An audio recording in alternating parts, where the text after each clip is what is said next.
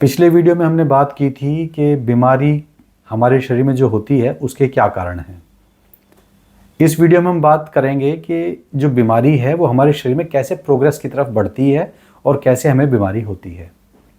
तो आयुर्वेद के अनुसार कभी भी कोई भी बीमारी हमें अचानक नहीं होती है, वो हमारे शरीर में धीरे धीरे प्रोग्रेस करती है। यदि हम आगंतुक रोग को छोड़ दें, भाई कोई एक्सीडेंट अगर हमें हो गया है, हमारा हो गया है, यदि हम उसको छोड़ दें तो लगभग सारी बीमारियां हमारे शरीर में धीरे धीरे आगे बढ़ती हैं और जिसको हम बोलते हैं संप्राप्ति। तो ये 6 स्टेजेस में आगे बढ़ती है, जिसे हम षड्विध क्रियाकाल भी बोलते हैं। तो आयुर्वेद में जो चिकित्सा है उसका दूसरा नाम है संप्राप्ति विघटन। मीन्स कि जब बीमारी इकट्ठी हो रही है, हमारे शरीर में आगे बढ़ रही है, यदि हमने उसे वहाँ रोक दिया आगे बढ़ने से तो भी हमने ट्रीटमेंट कर दिया।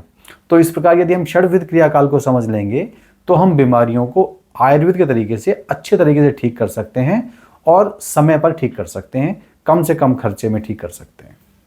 तो ये षड्विध क्रियाकाल क्या है? तो ये 6 पॉइंट्स हैं: संचय, प्रकोप, प्रसर, स्थान संशय, व्यक्ति और भेद।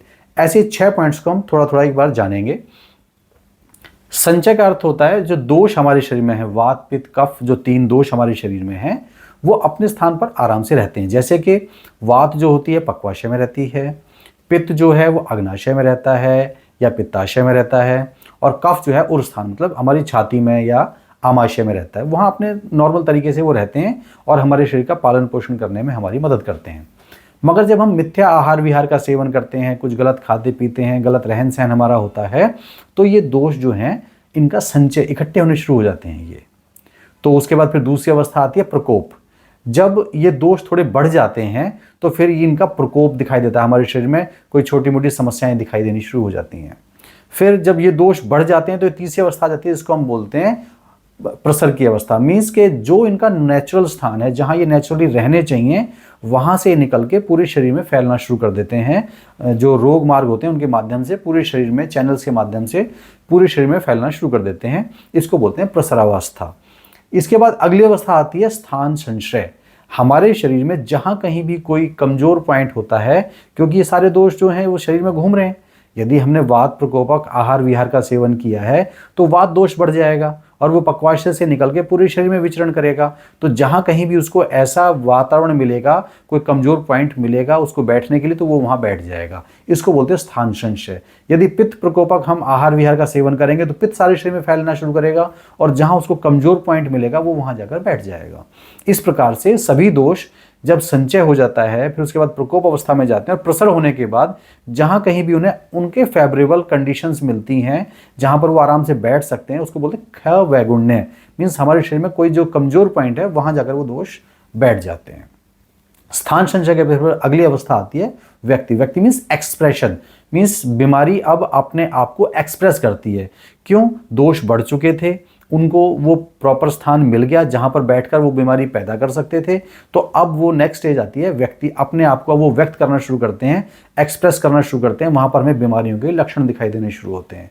और यदि हमने यहाँ पर भी ध्यान नहीं किया तो फिर उसके बाद भेदावस्था आ जाती है। मीन्स उस बीमारी की भी एडवांस स्टेज आ जाती है, कॉम्प्लिकेशंस आ जाती हैं। जैसे कि हम कैंसर में काउंट करते हैं स्टेज 1, स्टेज 2, स्टेज 3, स्टेज 4। इसी प्रकार से यदि हमने समय रहते रोगों की चिकित्सा नहीं की तो फिर आगे वो भेदावस्था में आ जाते हैं, एडवांस स्टेज में आ जाते हैं। इस प्रकार से इन 6 अवस्थाओं में हम कहीं ना कहीं अपनी बीमारी को बढ़ते हुए अपने शरीर में महसूस कर सकते हैं।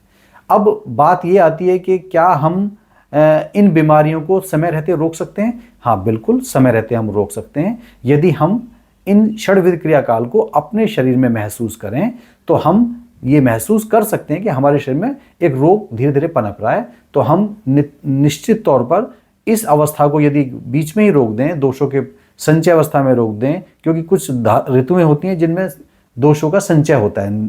जैसे कि वर्षा ऋतु में वात का जो है प्रकोप होता है, तो हमें पता है कि वहाँ पर बीमारी, चमड़ी की दिक्कतें हमें वर्षा ऋतु में ज़्यादा दिखाई देती हैं। तो जब उसका संचय हो रहा है हम तभी उसको रोक दें, तभी हम अपना आहार विहार ठीक कर लें।